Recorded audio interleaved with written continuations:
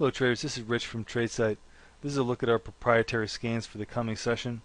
This is going to be for Wednesday, July 3rd, 2013.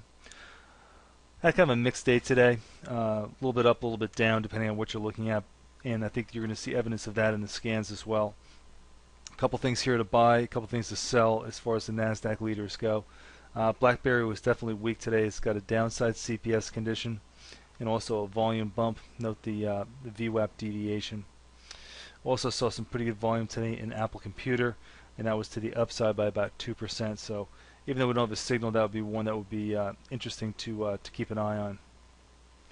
Moving on to the financials, a little bit better to buy here, but nothing too exciting, and none of these buy signals are on any kind of a volume bump.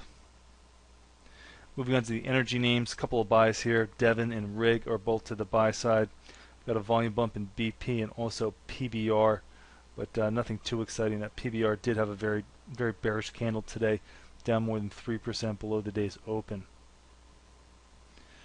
Moving on to the generals, mixed bag here, about an even number of buys and sells. Best Buy had a weak day on some pretty good volume. 3% below the day's open was the close on 130% of the typical volume. GE was also notably weak today, down 1.5% on what was better than average volume on the day anyway here for the generals.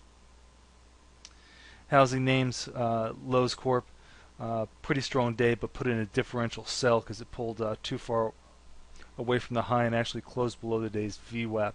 So big up day, but not a very strong finish.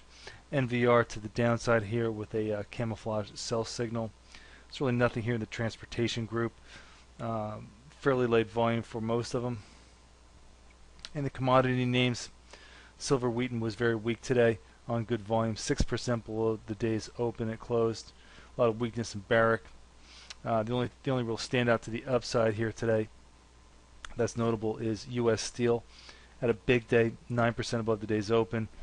Good amount of volume and an upside CPS condition, so that's definitely one to keep an eye on for tomorrow. Alright folks, as always, thanks for listening. This has been Rich for tradesight.